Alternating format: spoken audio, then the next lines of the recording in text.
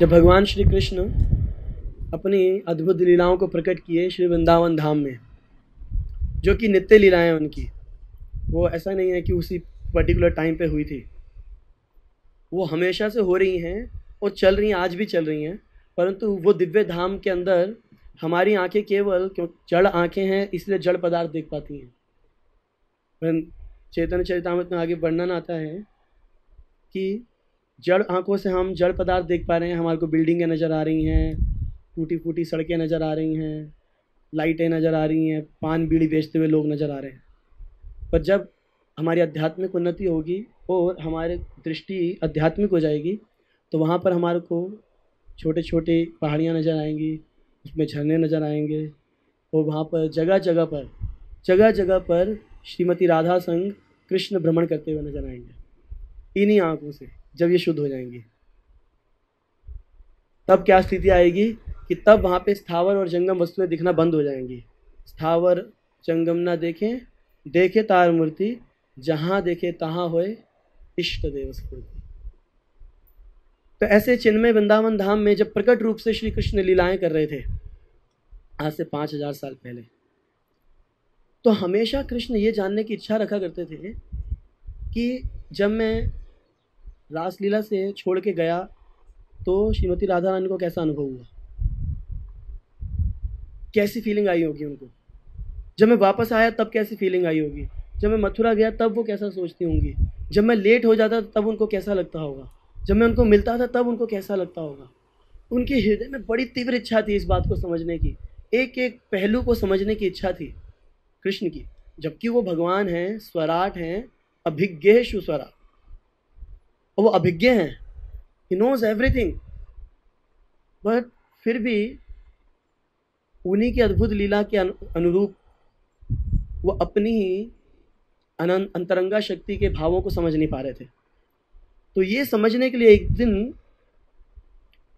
क्योंकि कृष्ण कई सारी चीज़ें देख चुके थे, तो एक बार कृष्ण क्या किए, एक स्वर्ग की स्त्री जैसा रूप बनाया उन्होंने, और आकर के वृंदावन में एक स्थान पे बैठ करके वर्षाना के पास बहुत रोने लगे। वह स्त्री रोने लगी जो लक्ष्मी जैसी दिख रही थी, बहुत रोने लगी। तो जो वहाँ की बाकी गोपिकाएं थी जो भ्रमण कर रही थी, जो जल पानी दूध दही या खेल के लिए किसी भी कारण से आई थी, उन्होंने जब देखा कि ऐसे कैसे कि ब्रज में कोई स्त्री इस प्रकार से प्रलाप कर रही हो और रोए जा रही है, और बड़ी उनका जो शरीर दिख रहा था देख के लग रहा था कि तो शरीर तो दिव्य है, पर चेहरे के भावों को देख के लग रहा था कि बहुत ही ज़्यादा दुखी है। तो सबने जाकर के श्रीमती राधा रानी को इन्फॉर्म किया, क्योंकि वहाँ की ईश्वरी है, वो श्रीमती राधा रानी ईश्वरी है। तो सबने जाकर के उनको इन्फॉर्म किया कि देखिए वहाँ पर एक कोई स्त्री है, शायद वो लक्ष्मी देवी है, हो सकता है कि नारायण से कुपित होकर के यहाँ रो रही हो बैठ के। किसी को कुछ समझ में नहीं आ रहा था क्यों रो रही है वो। और तो राधा रानी ने बोला नहीं, हमारे क्षेत्र में कोई रो नहीं सकता, हम किसी को दुखी नहीं देख सकते। तो बुलाया राधा रानी ने उनको, तो उनसे पूछा तुम क्यों दुखी हो, क्यों रो रही हो, कहाँ से आई हो। पर वो स्त्री जो है, समझ गया ना कौन थी वो स्त्री, कृष्णा। और वो बिल्कुल चुपचाप बैठे रहे और रोते रहे। मतलब एक बार बताओ तो सही समस्या क्या है। तो अब श्रीमती राधा रानी ने कैसे पूछना शुरू किया, अच्छा ये बताओ क्या तुम्हारे पति तुम्हारे अलावा किसी और स्त्री में आसक्त हो गए हैं, हो सकता है इसलिए परेशान हो गई हो, या वो तुम्हारी इच्छा के अनुरूप कार्य नहीं कर रहे हैं, या तुम्हारी सास ने तुम्हें कुछ कह दिया है। इस प्रकार से कई सारे प्रश्न पूछती गई। अब वो किसी पे उत्तर नहीं दे रही थी।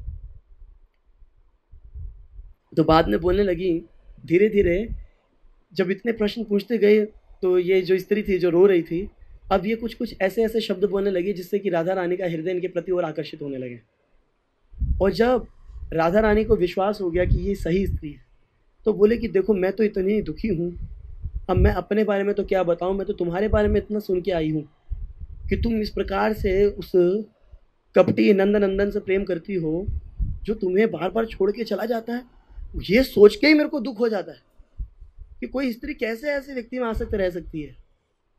मैं अपने बारे में क्या बताऊं, पहले तुम बताओ कैसे तुम कहती हो। राधा रानी कहती है उनको कपटी मत कहो। बोला मैंने तुम्हें देखा है तुम कई बार क्रोधित होती हो। नहीं नहीं नहीं नहीं, उनके विषय मत करो। और फिर ना अब वो एक एक करके ऐसे कुरेद कुरेद के प्रश्न पूछती हैं, वो कृष्णा ऐसे कुरेद कुरेद के प्रश्न पूछती हैं, और राधा रानी को पता नहीं होता कि सामने कृष्ण बैठे हैं। तो वो अपने हृदय के सारे उद्गारों को खोल देती हैं। उद्गार मतलब लगाओ, मानो कि हृदय में एक संदूक रखा हुआ है और उसके अंदर सब कुछ संजो के रखा हुआ है, संपुटा, उसके अंदर सब संजो के रखा हुआ अपना, और ना उसके सामने वो सब कुछ खोल देती हैं राधा रानी, और बताती हैं कि उनके हृदय में कैसा प्रेम है कृष्ण के प्रति। जब वो क्रोधित होती हैं तो क्यों क्रोधित होती हैं, और जब वो कृष्ण उनसे दूर चले जाते हैं तब वो क्या अनुभव करते हैं, सब बताया राधा रानी ने, एक एक डिटेल बताया जनरली। और फिर अंत कृष्ण ने उनको पता नहीं लगने दिया आसानी से कि वो कृष्ण ही है, क्योंकि प्रेम जब किसी से किया जाता है, ये तो आजकल की वो है, बार बार बोलना पड़ता है, नहीं तो सामने वाले को विश्वास नहीं होगा प्रेम करता है। आई लव यू, मैं तुमसे बहुत प्रेम करता हूँ, करती हूँ, छोटी छोटी चीज़ों में बताना पड़ेगा, पता है मैं आपसे इतना प्रेम करता हूँ इसलिए मैं आपके लिए ये लाया, ऑल द टाइम। बट असलियत में क्या है कि देखो, जो शास्त्रों में इसका श्लोक लिखा है वो याद नहीं आ रहा, कि अगर आप अपने प्रेम को बोलना शुरू कर देते हो तो वो घटने लग जाता है। जब हम किसी से प्रेम करते हैं तो बोलते नहीं है कि हम प्रेम करते हैं। तो अब इसलिए ना कृष्ण को किसी भी तरीके से भान नहीं होने देते, पर ना बड़ा उनके हृदय में आनंद हुआ कि देखो आज मैंने सब सुन लिया कि इसके भाव कैसे होते हैं। फिर जब वहां से गए ना, फिर कृष्ण सोचे यार सुन तो लिया पर समझ में कुछ नहीं आ रहा मेरे, ऐसे कैसे हो सकता है, ऐसे कैसे कोई फील कर सकता है। मीन्स एक बात होती है सुनना, हाँ, कि जब मैंने उसको देखा तो जब मैं गया, मैं कृष्ण के सामने खड़ा हुआ, मेरा हृदय द्रवीभूत हुआ, मेरी आंखों से आंसू निकलने लगे, और अच्छा ऐसा हुआ था इनके साथ, सब पता लग गया हमें, पर ये फीलिंग नहीं आती। तो कृष्ण कह रहे ये अजीब बात है। तो अब क्या है कि कृष्ण बड़ा समझना चाहते थे, जानते थे कि यही सर्वोत्त मतलब परमोत्कृष्ट है, इससे ऊपर कुछ नहीं हो सकता, सबसे उत्कृष्ट है ये, सबसे श्रेष्ठ है ये, ऐसे प्रेम से ऊपर कोई प्रेम नहीं हो सकता जो कि गोपिकाओं ने किया है। इसीलिए चैतन्य मंजुषा में श्रीनाथ जी क्या लिखते हैं, आराधयो भगवान ब्रजेश तनया तद्धाम वृंदावनम रम्या काचिदुपासना व्रजवधूर्वर्गेण या कल्पित। जो व्रजवधू मतलब व्रज की जो गोपियां, उनकी जो उपासना की विधि है, ऐसी उपासना इसके ऊपर कोई उपासना नहीं हो सकती, सबसे श्रेष्ठ विधि है। अब कृष्ण ये तो जानते हैं, पर ना फील करना चाहते हैं कि जब किसी के हृदय में ऐसी भक्ति होती है, जैसे अब राधा ने बताया मेरे को ऐसा ऐसा होता है, तो कृष्ण बोले मुझे तो नहीं होता, वो उसको फील करना चाहते हैं। तो कृष्ण और यही दूसरों को शिक्षा भी देना चाहते हैं कि यही सबसे उत्कृष्ट भक्ति है। अब कृष्ण इस बात को नहीं समझ पाए पूरी तरह से, इसलिए जब उन्होंने भगवत गीता बोलना शुरू करी तो कहीं पे भी उन्होंने जो है गोपियों को प्रेम की चर्चा नहीं करी डिटेल में, दो कारणों से। पता क्या दो कारण थे वो? एक तो कृष्ण खुद ही रियलाइज नहीं किए थे कि क्या चीज है ये, और अर्जुन का इतना स्ट्रांग ऐश्वर्य था, वो भी समझ नहीं पाता कि ये क्या हो गया, अभी तक तो ठीक चल रहे थे ये, अभी तक तो हम वासुदेव बोल रहे थे इनको, ये राजा और ये बातें हो रही थी, अचानक ये क्या बात शुरू कर दी। शायद अर्जुन भी ना समझ पाते उस समय पे, इसलिए उन्होंने भगवत गीता में ये चर्चा नहीं करी, पर कृष्ण ये चर्चा करना चाहते थे। तो वही कृष्ण कालांतर में कलयुग में श्री गौरांग महाप्रभु के रूप में प्रकट हुए, और जब गौरांग महाप्रभु के रूप में प्रकट हुए तो उन्होंने हरि नाम का उच्चारण किया, हरे कृष्ण महामंत्र का, श्री चैतन्य मुखोद्गीर्णम हरे कृष्णेति वर्ण कहा, अन्य भी नाम लिए परंतु मुख्यतः, जैसे श्रील रूप गोस्वामी बता रहे हैं, मुख्यतः हरे कृष्ण महामंत्र का जो है उन्होंने कीर्तन किया और जप किया, और उसके प्रभाव से वो जो इन भावों को समझने लगे, क्योंकि अब वो भक्त के भाव में आके रह रहे हैं ना। अब कृष्ण के जब कृष्ण स्वरूप में रहते हैं अपने, तब वो हरे कृष्ण महामंत्र का जप नहीं करते, तब तो वो क्या करते हैं, जितने लोग जप कर रहे हैं उनसे मजे लेते हैं, परंतु अब वो क्या करने लगे, खुद जप करने लगे।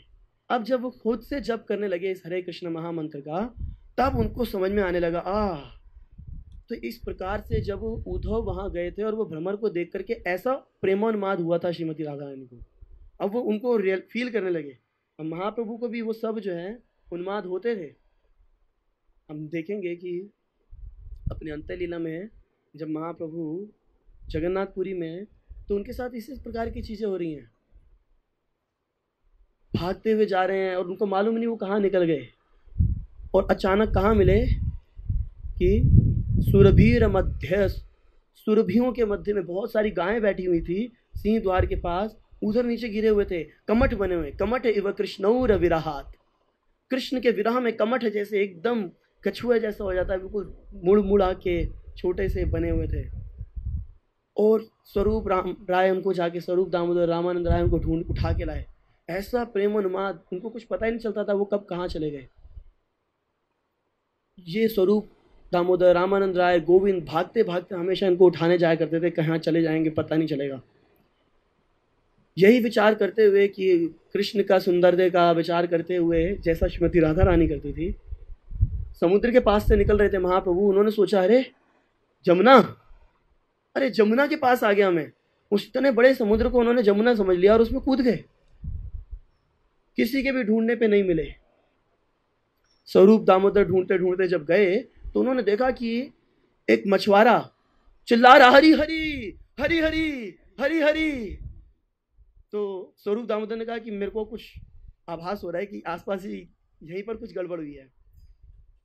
तो वो गए उस मछुआरे के पास। मछुआरा बोलता है नहीं नहीं नहीं हरी हरी। बोले तुमने किसी को देखा क्या? हरी हरी कुछ किसी को, तुमने किसको देखा? तुमने हम महाप्रभु को देखा? बोला हाँ हरी हरी। स्वरूप दामोदर सोचे और वो बोले मेरे को भूत पकड़ लिया हरी हरी।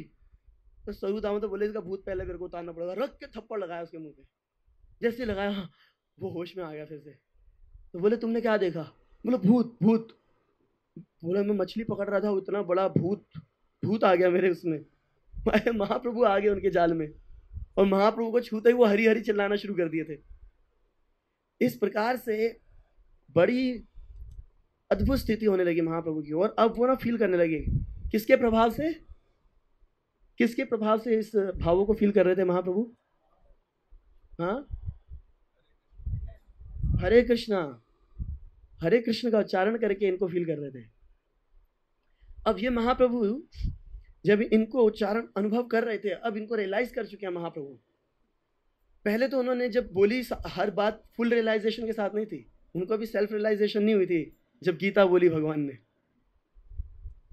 हाँ, क्योंकि सेल्फ रियलाइजेशन का मतलब है कंप्लीट रियलाइजेशन। उनको अपने एक पार्ट की रियलाइजेशन थी, शक्तिमान वाली रियलाइजेशन थी, शक्ति तत्व की रियलाइजेशन नहीं हुई थी अभी। अब फुल रियलाइजेशन, भगवान भी हैं और वो शक्तियां भी हैं और वो जो शक्तियों का रसास्वादन है वो भी कर रहे हैं। अब क्या है, वो कुछ बोलने जा रहे हैं जो फुल रियलाइजेशन के साथ बोलने जा रहे हैं। और उसको बोलने से पहले क्या देख रहे हैं वो, किनको बोल रहे हैं वो? एक तो ये परफेक्ट हो चुके हैं इस समय, है ना, अपनी सारी चीज़ों में परफेक्ट है भगवान। भक्त भाव भी है, भगवान है, भक्त भाव में हर चीज़ कंप्लीट है इनमें। और साथ में जिनको बोलने जा रहे हैं वो कौन है? जैसे महाप्रभु बोल रहे हैं अंत्य लीला में, हर्षय प्रभुर कहें सुन राम राय, नाम संकीर्तन कलो प्रेमेर उपाय। अरे राम और रामानंद राय और राम और स्वरूप दामोदर, सुनो। सुनने वाले कौन है? जो कि अगर इस दृष्टिकोण से, साधक के दृष्टिकोण से देखा जाए तो एक तरफ बैठे हुए रामानंद राय जो हर प्रकार से भावों में, रसों में, शास्त्रों में हर प्रकार से पारंगत है। किसी भी प्रकार का शास्त्र लिया जाए, वेद, उपनिषद, पुराण, रसशास्त्र, हर चीज में पारंगत। और दूसरी तरफ स्वरूप दामोदर, वो भी इक्वली विद्वान है शास्त्रों में। और ना केवल विद्वान है, इसका अनुभव करते हैं। अनुभव क्यों कर रहे हैं? क्योंकि ये साक्षात भगवान के धाम से आए ललिता देवी और विशाखा देवी हैं। मतलब जिस समय महाप्रभु को जिस प्रकार का भाव उठता था, ये उसी प्रकार के गीत गा करके, श्लोक गा करके महाप्रभु को आनंद देते थे। जैसे जब महाप्रभु को महाप्रसाद लेकर के आए, महाप्रसाद लेके आए और महाप्रभु अब महाप्रसाद पा नहीं सकते थे, तो महाप्रभु ने बोला कृष्णाधरामृता, यही तो कृष्णाधरामृता। तो रामानंद राय को बोले कृष्णाधरामृत का गान करो। तो रामानंद राय समझ गए कि ये अधरामृत भी है, ये भी अधरामृत है, और अब महाप्रभु किस अधरामृत का सुनना चाहते हैं वर्णन, और फिर वो कृष्ण के वेणुनाद का वर्णन करने लगे। क्योंकि जो वेणुनाद समझ गए ना, तो वो जो मुरली ध्वनि है, मधुर मुरली, वो जो है वो भी अधरामृत है, क्योंकि अपने अधरों से ही निसृत अमृत को कृष्ण पिलाते हैं अपने भक्तों को। तो उसका अद्भुत तरीके से गान करने लगे। अब यहाँ पर क्या हो रहा है, ऐसे क्वालिफाइड लिसनर्स हैं और ऐसे क्वालिफाइड स्पीकर, दोनों ही परफेक्ट हैं।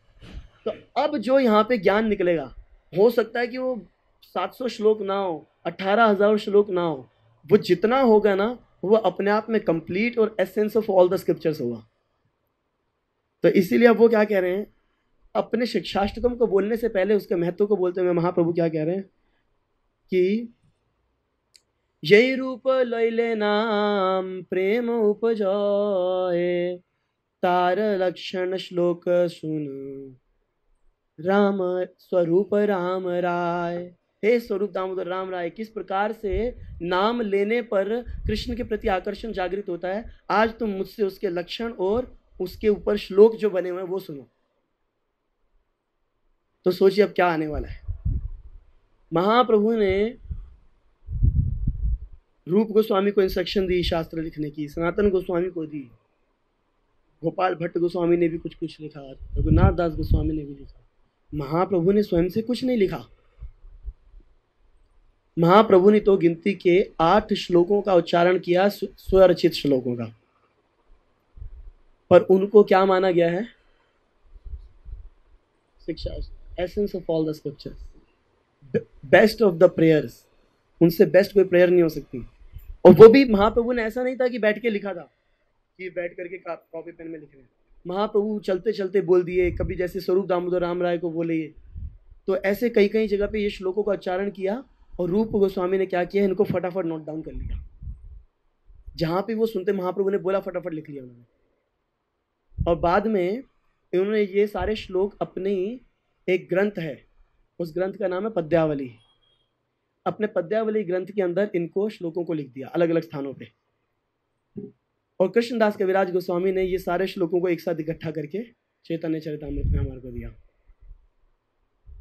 ये हम अगली बार चर्चा करेंगे किस प्रकार से इसके अंदर संबंध, अभिधेय, प्रयोजन सब निहित है इन्हीं श्लोकों में, किस प्रकार से है, हर अलग अलग श्लोक की क्या क्या महत्वता है, ये सारे हम चर्चा अगली बार करेंगे। और इस बार हम विशेष रूप से पहले श्लोक के कुछ अक्षरों पर चर्चा करेंगे।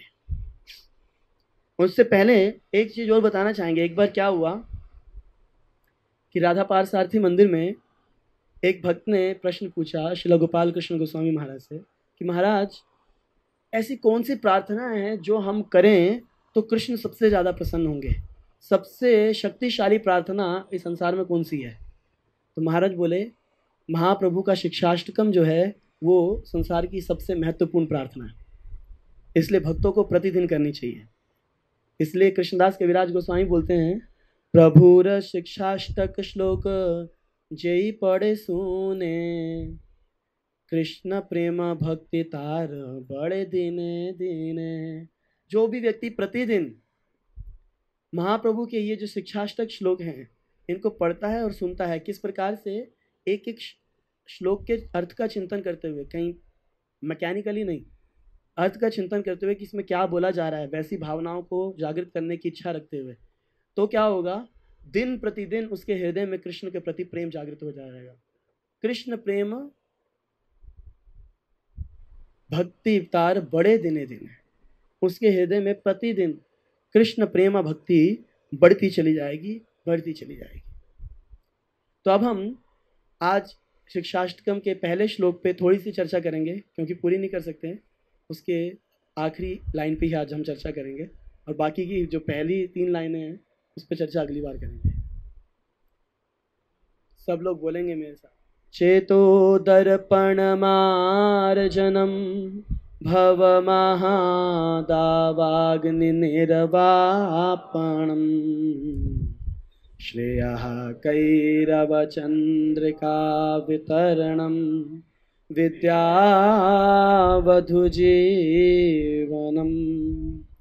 आनन्दाम्बुधिवरधनं प्रतिपदं पूर्णामृतस्वादनम्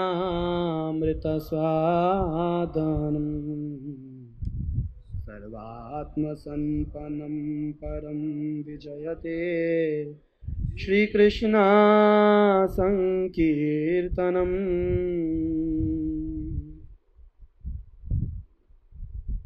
इसका ट्रांसलेशन निकाल सकता है कोई?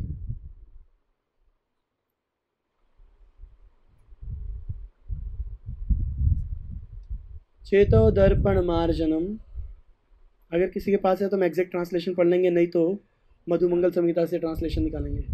हाँ, इंग्लिश में निकालना।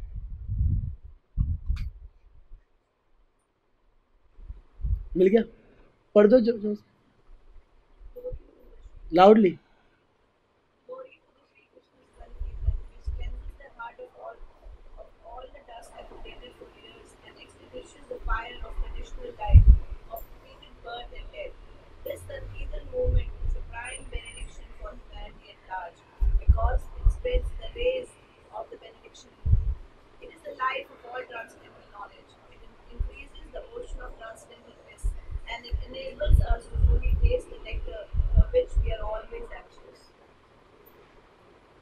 Life of all the transcendental knowledge.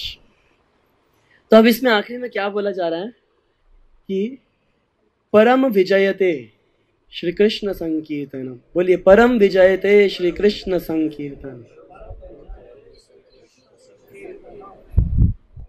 तो यहाँ पे कृष्ण नाम संकीर्तन की परम विजय हो, ऐसा उद्घोष किया जा रहा है।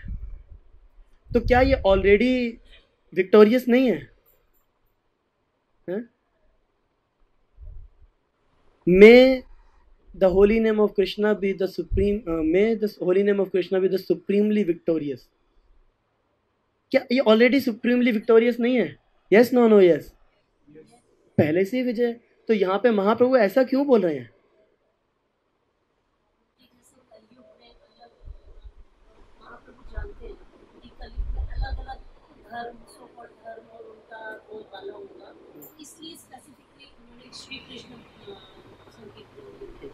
और विजय तो उसकी ऑलरेडी है, फिर से क्यों रिपीट कर रहे हैं? ऐसा क्यों बोल रहे हैं कि may it be supremely victorious?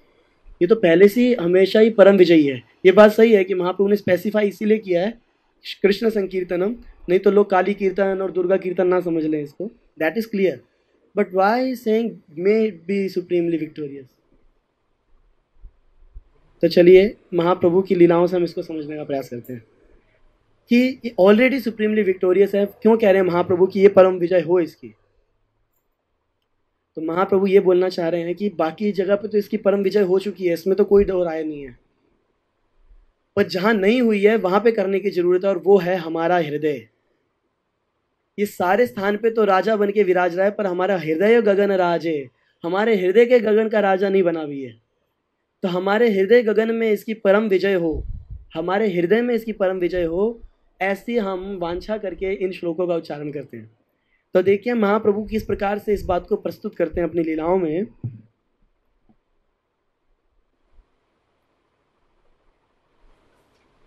चैतन्य चरितामृत आदि लीला में इसका डिटेल में वर्णन है। आदि लीला, जब महाप्रभु पहुंचे संन्यास लेने के बाद, महाप्रभु जब बाहर निकले थे और कहाँ गए थे, जहाँ पे प्रकाशानंद सरस्वती, काशी में।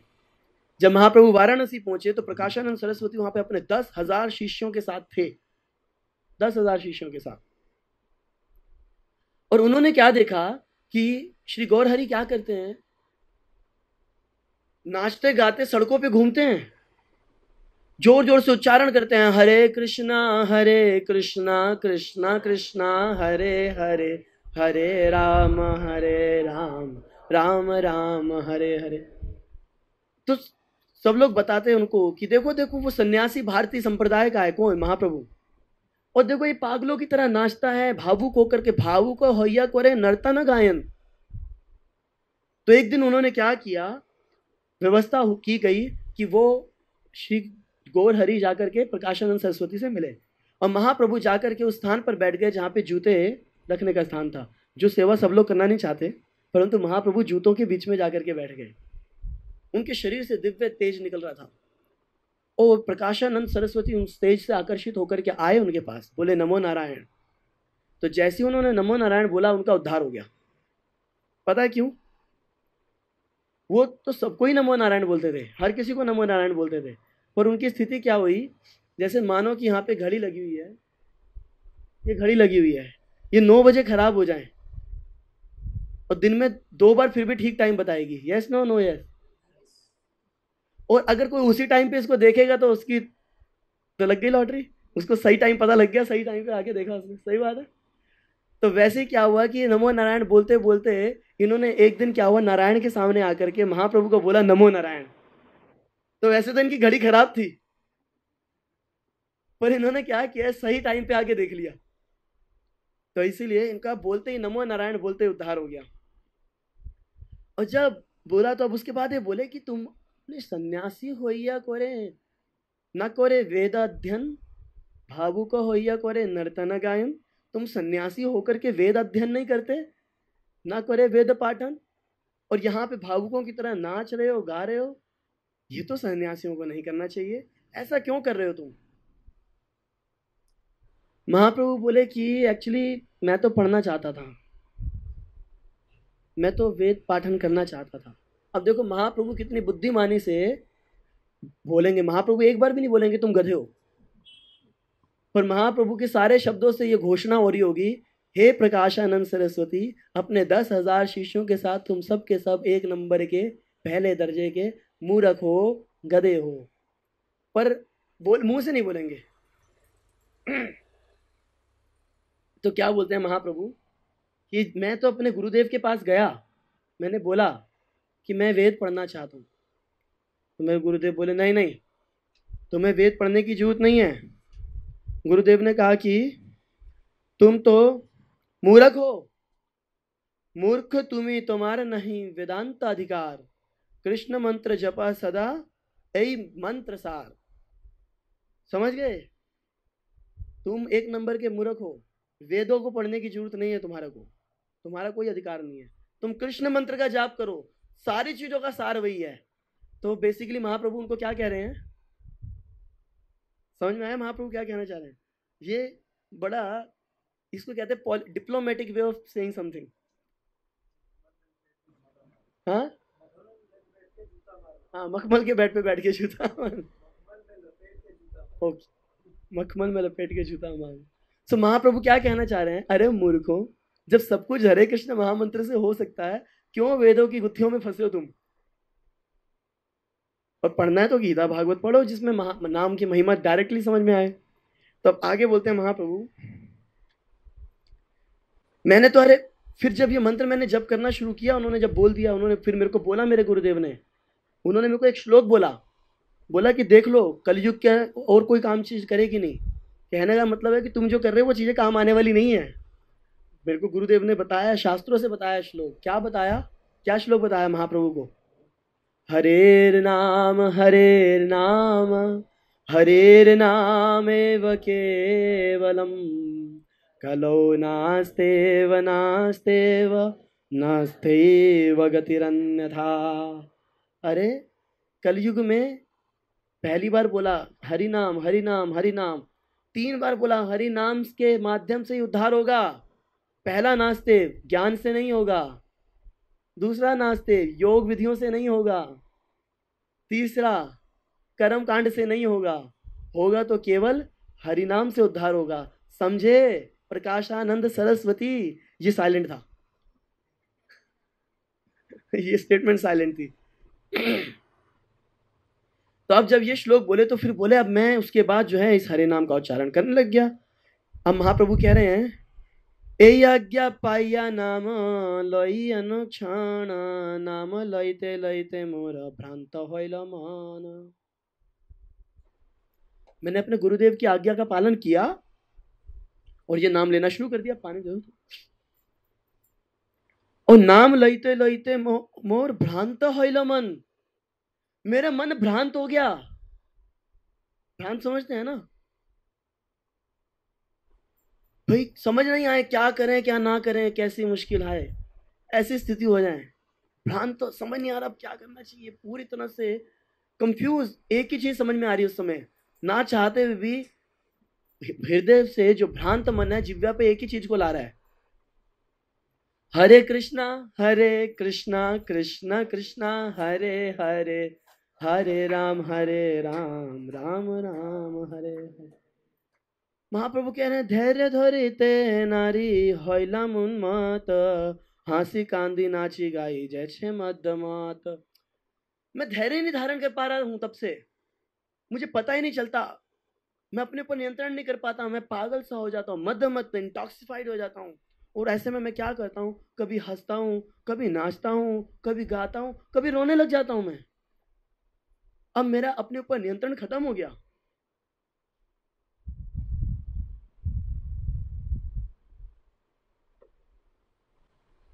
तो महाप्रभु बोले कि बीच में मैं कई बार धैर्य धारण करता हूँ, अचानक अपने कंपोजर मेंटेन करता हूँ मैं, तब क्या होता है मेरे साथ, तब मैं सोचता हूँ तब धैर्य धरी मने करिलो विचार, कृष्ण नाम ज्ञान छन्न होइलो आमार।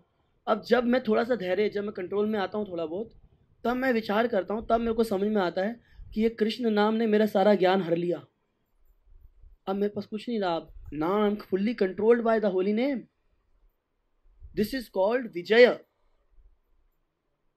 दो चीजें हैं, जय और विजय।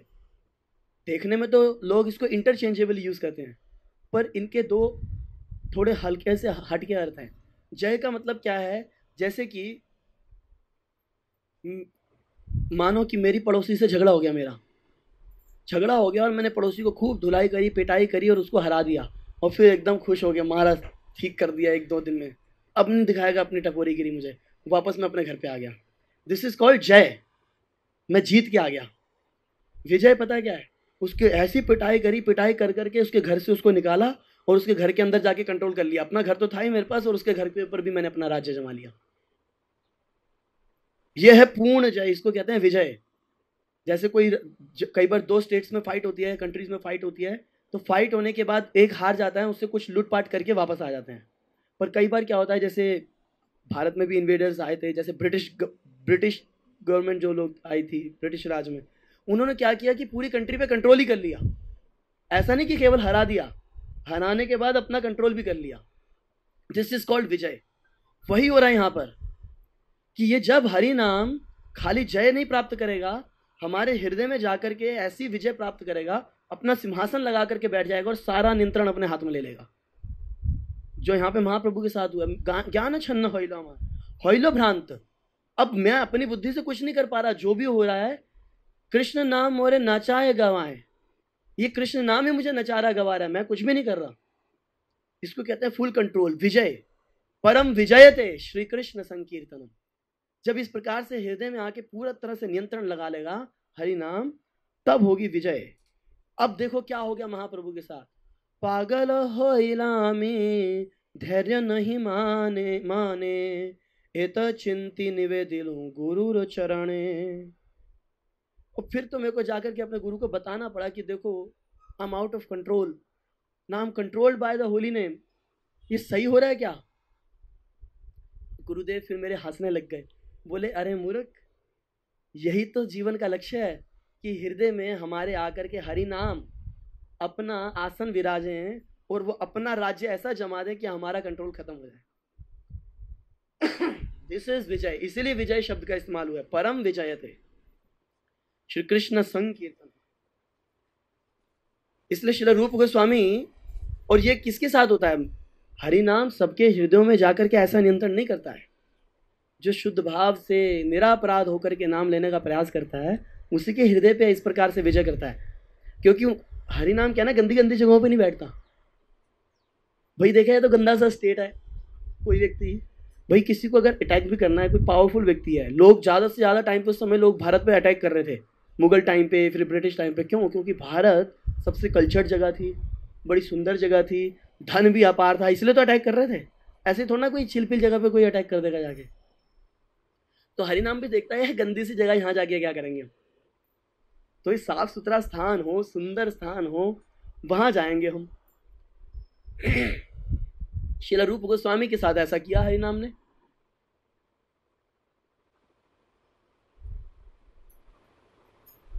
तो जब ऐसा किया तो रूप गोस्वामी ने हरि नाम की महिमा में एक श्लोक लिखा। ये श्लोक आया उनका ललित माधव विदग्ध माधव में, विदग्ध माधव में। और ना महाप्रभु रामानंद राय के कहने पे, बहुत पुश करने पे, बोलो बोलो बोलो, रूप गोस्वामी बोल नहीं रहे थे। बता रहे थे कि तुमने इतना बढ़िया ग्रंथ लिखा है, इसमें से कुछ तो सुनाओ। बोल नहीं रहे थे। हमारे हृदय में कई बार बड़ी इच्छा होती है, जब जैसे हमारे को थोड़ा ज्ञान होता है ना, तो हम भूल जाते हैं हमारे सामने हमसे वरिष्ठ हैं कौन है, हम बस उसका बखान करना चाहते हैं। सादा जी हमारी टेंडेंसी है, नेचुरल टेंडेंसी है, तभी तो भौतिक संसार में है। हम थोड़ा सा ऐसी बात होती है, हाँ हाँ, हम ऐसा लगता है हम बताना चाहते हैं। बीच बीच में अगर प्रवचन चल रहा होगा, अगर हमने वो श्लोक सुना होगा, वो बात पहले सुनी होगी, तो हम करेंगे हाँ हाँ मेरे को पता है, पहले से पता है मुझे भी, मैं। परंतु रूप गोस्वामी बिल्कुल चुप, कुछ नहीं बोल रहे, शर्म से सार सार हो रहे हैं। और ऐसे में जब बहुत पुश कर रहे हैं, तो फिर उन्होंने एक श्लोक बताया, तो बोले अच्छा अच्छा, जो तुमने नाम की महिमा में श्लोक लिखा है वो तो सुनाओ। तब रूप गोस्वामी ने ये श्लोक बोला, और ये श्लोक सुनते ही हरिदास ठाकुर ना करताल थे। आज देखे हम, देखो हम कीर्तन कर रहे थे, करताल भी बज रही थी, मृदंगा भी बज रहा था, फिर भी हम डांस नहीं कर पा रहे थे। और हरिदास ठाकुर बिना कीर्तन, बिना करताल, बिना मृदंग के, केवल श्लोक सुन के इतने आनंदित हो गए, ऐसा नाचने लगे वहां पे, उद्दंड कीर्तन नाचना शुरू कर दिया उन्होंने, कि ऐसा हरिनाम का गुणगान तो मैंने अपने जीवन काल में नहीं सुना। क्या अद्भुत गुणगान है। क्या बोले रूप गोस्वामी? रूप गोस्वामी बोले, वो जाने जनता। किसी को याद है श्लोक? इसमें शुरुआत में महाप्रभु उसका पहला वर्ड बोल रहे हैं कि मेरे को, यस, तुंडे तांडिवनी रतिम वितनुते तुंडावलीलाब्धये कर्णक्रोड कदाम्बिनी घटयते कर्णार्बुदाभ्याम स्पृहा चेतप्रांगण संगिनी विजयते सर्वेन्द्रियानां कृतिम न जाने जनता की अभ्यमृत कृष्णेति वर्णाद्वयी। रूप गोस्वामी कह रहे हैं कि तुंडे तांडिवनी रतिम वितनुते तुंडावली लब्धये। क्या बताऊं, मैं तो बार बार ये सोच सोच के हैरान होता हूं कि ये दो अक्षर कृष और ना, इनमें क्या छुपा है। संस्कृत वर्णमाला में जब गिनती की जाती है अक्षरों की, तो उसमें आ की मात्रा, बोलो, जैसे आधे शब्द होते हैं, जैसे कृष, रा उसमें आधा है, उसको काउंट नहीं किया जाता। श भी आधा है तो उसको भी काउंट नहीं किया जाएगा। तो कृष और ना, ये दो शब्द बन गए, दो अक्षर। ये दो वर्ण हैं, इन दो वर्णों में ऐसी क्या शक्ति छुपी है। नो जाने जनिता की अद्भुत अमृत कृष्णेति वर्णाद्वयी। ना जाने कैसा अमृत छुपा है, कैसा अद्भुत सौंदर्य छुपा है ये दो वर्णों में, कृष और ना। जब ये मेरी जिब्या पे तांडव करने लगते हैं, नर्तन करते हैं कीर्तन में, कृष्णा नाचते हैं मेरी जिव्या पे, तो मुझे ऐसा लगता है कि हे प्रभु, ये मेरे को एक जिव्या क्यों दी। तुंडावली लब्धये, तुंडों की, मेरी मतलब तुंडा मतलब जिव्या, जिव्याओं की तो लड़ी लग जानी चाहिए थी, एक के बाद अनगिनत जिव्याएं होनी चाहिए थी जिनसे मैं कृष्ण नाम उच्चारण कर सकूं। उनकी स्थिति हमारे जैसी नहीं थी कि एक ही जिव्या से कृष्ण नाम उच्चारण करना फिर भी नींद आ रही है। वो इंतजार कर रहे हैं कि कब मेरे को हजारों लाखों करोड़ों जिह्वाएं मिलेंगी जिनसे मैं ऊंचे स्वर में कृष्ण नाम का उच्चारण करूंगा। बोले कर्ण क्रोड़ कदाम भी नहीं घटायते कर्णार्बुदाभ्याम स्पृहाम। और जब ये शब्द ध्वनि कृष्ण नाम की कानों में प्रवेश कर जाती है, कर्ण क्रोड़ कदम भी नहीं घटायते, तो अब क्या होता है अंदर प्रवेश करने के बाद, कर्णार्बुदाभ्याम स्पृहाम। कर्ण अर्बुदा, अर्बुद, अर्बुद समझते हैं ना, अरबों अरबों कानों को प्राप्त करने की स्पृहा जागृत होती है। कर्णार्बुदाभ्याम स्पृहा, स्पृहा समझते हैं ना, इच्छा, डिजायर। मेरे को लगता है कि ये 2 कान सफिशिएंट नहीं है, मेरे पास कम से कम 1 अरब और उससे भी ज्यादा कान होने चाहिए थे जिनसे मैं निरंतर सुनूं सुंदर कृष्ण के नामों को, हरे कृष्णा कृष्णा कृष्णा हरे हरे, हरे राम राम राम हरे हरे। बोले जब तक जिव्या और कान पे जा रहे थे तब तक तो बस यही स्पृहा थी, ये ज्यादा मिल जाए। पर अब देखो क्या किया, ये नाम मेरे चित्त में प्रवेश कर गए। चेतः प्रांगण संगनी विजयते, मेरे चित्त में प्रवेश करके उधर जाकर के विजय प्राप्त कर ली और जाकर के अपना आसन जमा दिया। सर्वेंद्रिया नाम कृतिम विजयते, सर्वेंद्रिया नाम कृतिम, क्योंकि मन और चित्त बड़े नजदीक रहते हैं और हमारी सारी इंद्रियां जो हैं मन के वश में रहती हैं। मन में इच्छा होती है यहाँ चलो तो हम चल पड़ते हैं, यहाँ देखो तो देख पड़ते हैं। तो अब क्या किया, इस नाम ने मेरे मन में विराज आसन जमा लिया और मन को ही नियंत्रित कर लिया और मन के माध्यम से क्या कर दिया इसने, सर्वेंद्रिया नाम कृतिम, मेरी सारी इंद्रियों पे विजय प्राप्त कर ली, मेरे रोम रोम में प्रवेश कर गया। अब बताओ मैं क्या करूं, अब तो मैं कुछ करने लायक ही नहीं रहा, पता नहीं क्या है इन 2 अक्षरों में, कृष्ण और नाम है। तो ये स्थिति हो गई जब वो सीरियसली हरिनाम लेना शुरू करता है कोई। ये स्थिति हुई रूप गोस्वामी की, और ये स्थिति हो सकती है हमारी भी, अगर हम गंभीरता से सही भावनाओं के साथ, सही कंसेप्शंस के साथ कृष्ण नाम का उच्चारण करें, समझ करके, संबंध ज्ञान के साथ। तो अब जब नाम हम उच्चारण करते हैं तो नाम उच्चारण हम 2 विधियों में करते हैं, एक होता है कीर्तन और एक होता है संकीर्तन। नाम उच्चारण 2 विधियों में होता है, उच्चारण का मतलब ही है 2 विधियां, कीर्तन और संकीर्तन, क्योंकि दोनों में उच्चारण हो रहा है।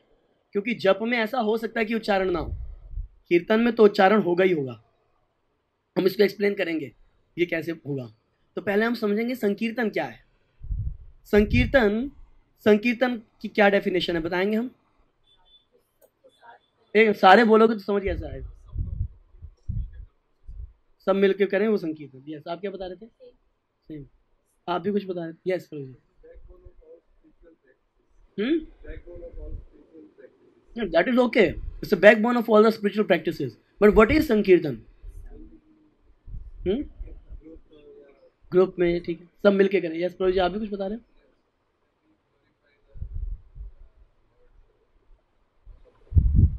ऑल टुगेदर आप भी बोल रहे हैं। So this is one of the part. ये संकीर्तन को समझने के लिए चार चीजें जब पूरी अप्लाई हो जाएंगी तब वो प्रॉपर संकीर्तन माना जाएगा। सबसे पहला क्या है? निरापराध कीर्तन। आचार्यों ने इसको एक्सप्लेन किया संकीर्तन को। निरापराध कीर्तन मतलब जिसमें बिल्कुल भी अपराध रहित होकर के, ना वैष्णवों के प्रति, ना विग्रह के प्रति, ना नाम के प्रति, न ग्रंथों के प्रति, पूर्ण रूपेण अपराध रहित कीर्तन क्या होगा? जब पहला पार्ट, ये उसका एक भाग पूरा हुआ। सेकंड, संबंध ज्ञान सहित, संबंध ज्ञान के साहित्य की ये परम भगवान का नाम है, मैं उनका नित्यदास हूँ, मेरा लक्ष्य है उनकी सेवा करना। और संकीर्तन की क्वालिटी बढ़ती जाएगी जब वो ज्ञान स्ट्रांग होता जाएगा। पहली स्थिति में हमें इतना पता लगता है कि हम क्या हैं। की आमी, महाप्रभु सनातन गोस्वामी ने क्या बोला था? के आमी की आमी, के आमी है ना, ठीक है, आमी ठीक। के बोला था, की बोला था? के। मैं कौन हूं? तो हमारी इमीडिएट जो रिक्वायरमेंट है वो पता लग गई कि मैं तो एक आत्मा हूं। अब मैं आत्मा होने के साथ साथ और क्या हूं, मेरे कृष्ण के साथ और क्या संबंध हो सकते हैं। तो जैसे जैसे ये ज्ञान बढ़ता जाता है तो संबंध ज्ञान पूर्ण होता जाता है। जब तक हमारे को ये रियलाइजेशन नहीं है कि what is my unique relationship with Krishna, तब तक संबंध ज्ञान पूरा नहीं हुआ। तो संबंध ज्ञान भी धीरे धीरे हमारे पास आ रहा है, एक लेवल तक है, ऐसा भी नहीं है कि जीरो है, बट एक लेवल तक है। तो संबंध ज्ञान सहित संबंध ज्ञान होना, फिर अनर्थ रहिता, अनर्थों से रहित होकर के, और फाइनली साधुओं के संग में। जब ये 4 चीजें होंगी तब ये पूर्ण रूपेण संकीर्तन माना जाएगा। सम्यक रूपेण स्नेह संयुक्त नाम संकीर्तना। जब हम सम्यक रूप से स्नेह से भरा हुआ नाम जब लेंगे तो उसको कहेंगे संकीर्तनम। ये भी डेफिनेशन जो बोला कि सब एक साथ करें, दिस इज वन डेफिनेशन कि बहुबीर मिलित्वा उच्चे भगवान नामानि कीर्तयन्ति। परंतु जब ये सब चीज़ें होंगी तो वो संकीर्तन आप अकेले में बैठ के भी कर सकोगे। अभी तो अकेले में हम संकीर्तन नहीं कर सकते ना, पर जब हम शुद्ध नाम लेंगे, संबंध ज्ञान के साथ लेंगे, अनर्थ रहित होकर के करेंगे, अपराधों से मुक्त होकर के, और रेगुलर साधु का संग करेंगे, तो जब हम अकेले भी बैठेंगे तब संकीर्तन करेंगे। इसलिए जब हरिदास ठाकुर की जब चर्चा आएगी, वो हीरा भाई है ना, हीरा भाई, तो वो जब बार बार हरिदास ठाकुर क्या बोलते हैं कि बस मेरा संकीर्तन पूरा हो जाए, उसके बाद वो कहीं पे भी नहीं बोले मेरा जप या कीर्तन।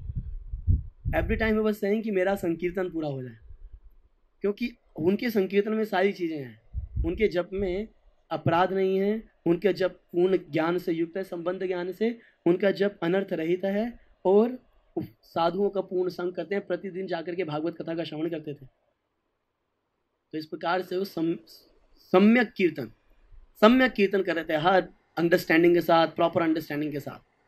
तो जब हम इस प्रकार से कीर्तन करते हैं तो बहुत तेजी से उन्नति होती है, क्योंकि अब हमारे कंसेप्शंस क्लियर हैं, अब हम सही डायरेक्शन में जाते हैं। जैसे मेरे पास अभी कुछ दिन पहले एक भक्त का फोन आया, बोले कि प्रभु जी एक कन्फ्यूज़न है। नहीं, कन्फ्यूज़न क्या है? बोले कि पहले हम अपने गुरुओं पर प्रणाम, हरिनाम लेते हुए गुरुओं का स्मरण करते हैं, फिर हम राम जी का स्मरण करते हैं, फिर कृष्णा का स्मरण करते हैं। ऐसे तो राम और कृष्ण एक ही है, परम भगवान है, परंतु अब यहाँ पे ना संबंध ज्ञान में कमी है, और यहाँ पे मिक्सिंग ऑफ मेलोज है, रादर मिक्सिंग ऑफ मेलोज नहीं, ओवरलैपिंग ऑफ मेलोज है, रसाभास है। क्योंकि दो अलग अलग भाव हैं यहाँ पर, कृष्ण वृंदावन के और राम जी अयोध्या के। वहाँ पूर्ण ऐश्वर्य युक्त भाव है, यहाँ पर पूर्ण माधुर्य है। जैसे कि ऐसा नहीं है कि राम जी के सखा नहीं है, वहाँ पे भी संबंध है, पर राम जी के सखा का नाम क्या है? एक सखा है उनके, सुग्रीव। क्या सुग्रीव राम जी के कंधे पे चढ़ेंगे? हाँ, बोले चल चल चल नीचे बैठा, मैं तेरे कंधे पे बैठूंगा, कोई हो सकता है? पर वृंदावन में क्या हो रहा है? सखा मोरे सखा भावे कोरे स्कंदे आरोहण, तुम्ही क्यों न बड़ो, तुम्ही तो आमसम। अरे सखा मुझे अपने सखा भाव में मेरे कंधे पे चढ़ जाते हैं और बोलते हैं अरे तुम कौन से बड़े आदमी हो, तुम भी तो हमारे जैसे ही हो। So this is called overlapping the mallows. तो कंसेप्शन क्लियर नहीं है।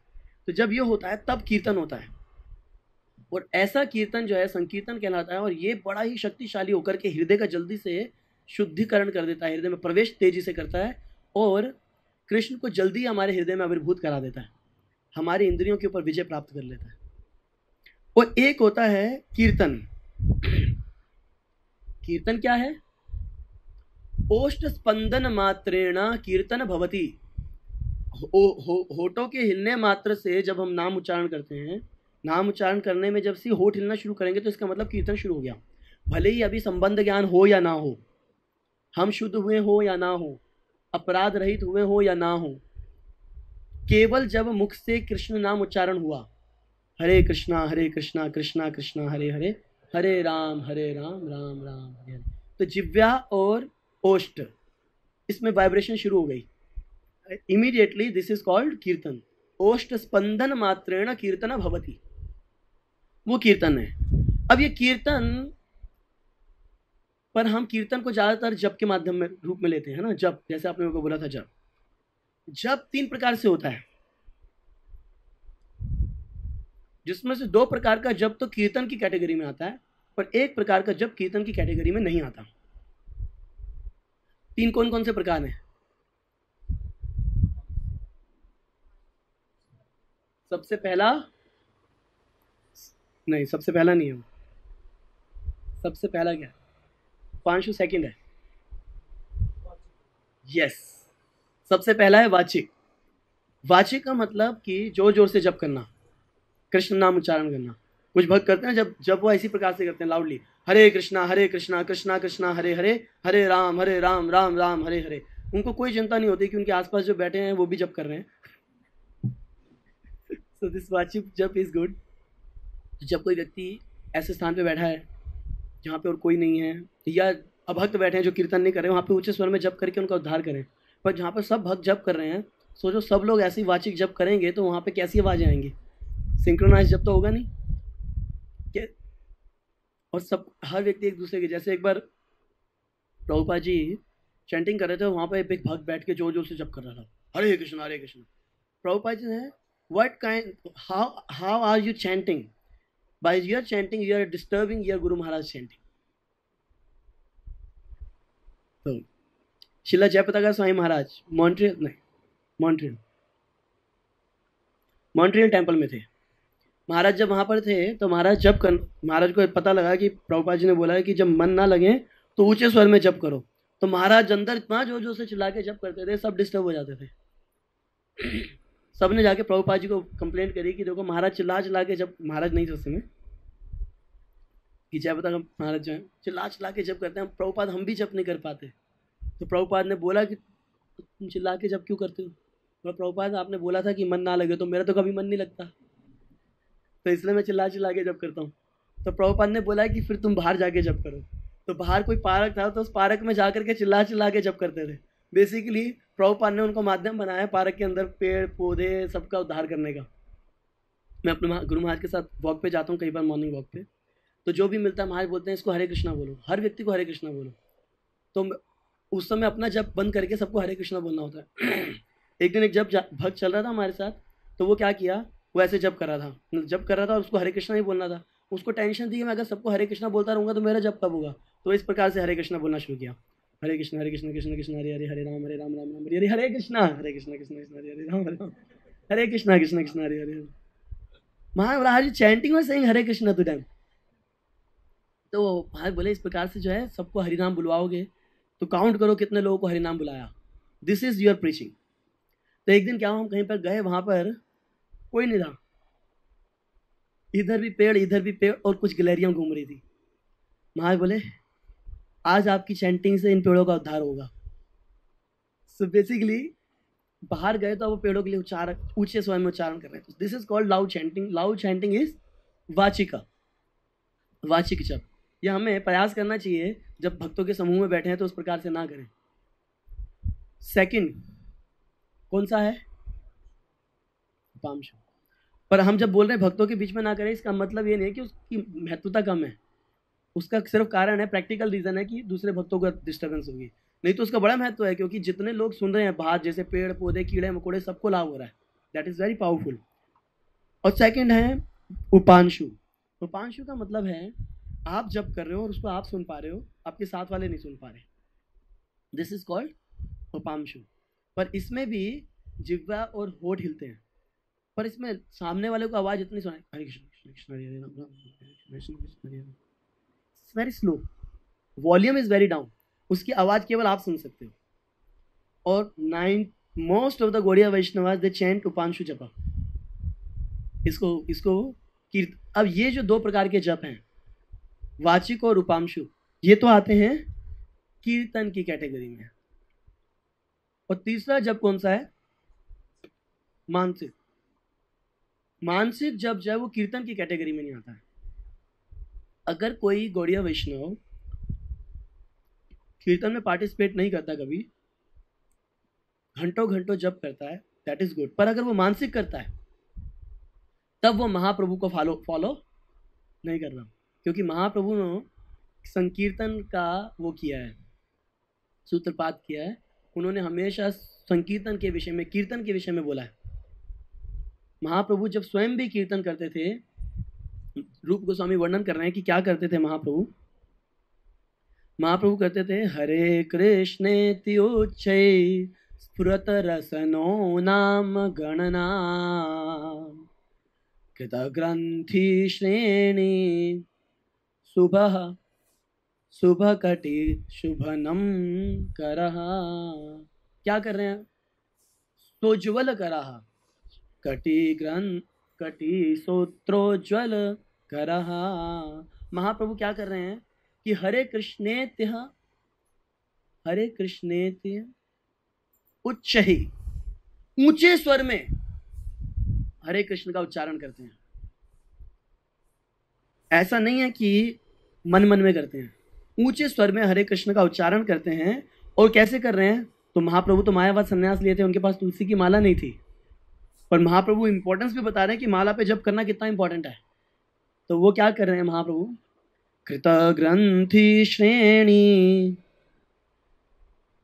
कट शुभ कटि सोज्वल करह, अपने सुंदर उज्जवल अद्भुत सुंदर एफिल्जेंट हाथों से, उनके पास एक ही संपत्ति हुआ करती थी, डोर कोपिन। डोर कोपिन होती है, जैसे नाड़ा होता है तो यहाँ बांध लेते हैं लेट से, वो डोर हो गई, और उसी के ऊपर आधार कोपिन का हो गया। तो वो जो डोर होती थी, वो जो कपड़ा होता था डोर, तो वो महाप्रभु के पास 2 पीस थे। तो एक को वो क्या करते थे, उसमें गांठें लगा लेते थे, और गांठ लगा करके उसके ऊपर जप करते थे, एक एक के ऊपर, हरे कृष्णा कृष्णा कृष्णा हरे हरे, हरे राम राम राम। वो गांठों को मनकों की तरह महाप्रभु काउंट करते थे। रूप गोस्वामी ऐसा बता रहे हैं। तो अगर कोई व्यक्ति मानसिक जप कर रहा है तो वो फिर महाप्रभु का पूर्ण अनुयायी नहीं माना जाएगा। मेरे साथ ऐसा हुआ पीछे, मतलब मुझे शिक्षा भी मिली इससे बहुत अच्छी, कि मैं पहले, मेरा पिछले साल आप सबको याद होगा कि थ्रॉट इन्फेक्शन हुआ था जन्माष्टमी पे। उस थ्रॉट इन्फेक्शन की वजह से एक्चुअली मैं पहले कई बार नाम मानसी जप के बारे में सुना था, तो मेरी इच्छा थी कि मैं भी एक दिन जो है मानसी जप करूँगा। ऑफकोर्स कभी कभी एक माला कर लिया, दैट्स अ डिफरेंट थिंग, और अगर अपना पूरा जब हम मानसी जप कर रहे हैं, मेरी इच्छा थी, क्योंकि मैं सोचता था that would be a very advance level of consciousness. पर मैंने ट्राई जब भी किया, बड़ा मुश्किल लगता था। पर तब क्या हुआ कि मेरे पास और ऑप्शन नहीं रही, स्टेरॉइड्स वगैरह ले रहे थे, तो डॉक्टर ने सजेस्ट किया कि आप मेंटल चैंटिंग करो, अगर आप बोलोगे तो फिर आप कीर्तन और कथा नहीं कर पाओगे। तो मैंने ऐसा करना शुरू कर दिया। तो मुझे लग रहा था देखो अब कितना अच्छा चल रहा है मेरा। पर भगवान की मेरे पर बड़ी अहितु की कृपा हुई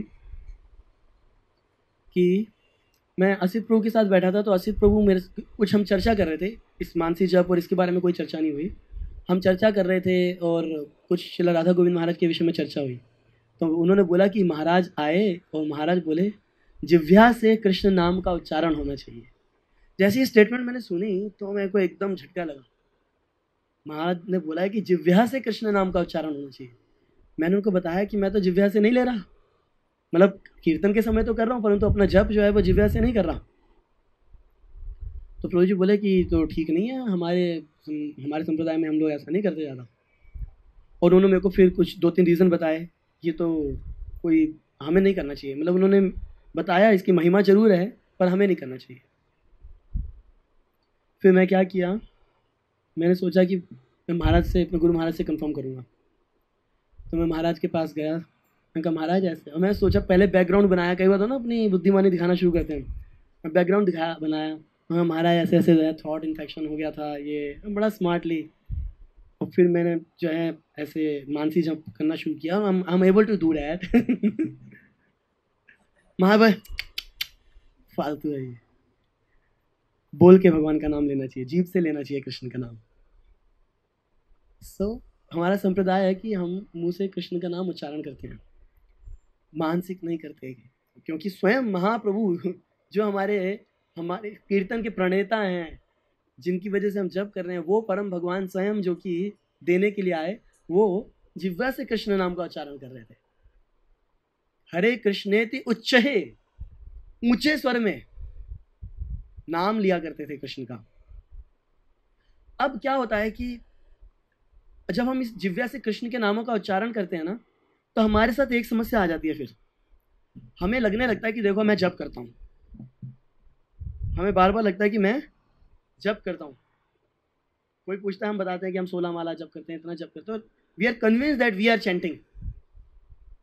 ये ना हमारे को अभिमान हो जाता है कि अब जो नाम है कृष्ण का वो हमारी जिह्वा के अधीन हो गया है, नाम जिह्वाधीन हो चुका है, मेरी जिह्वा कृष्ण नाम का उच्चारण कर रही है।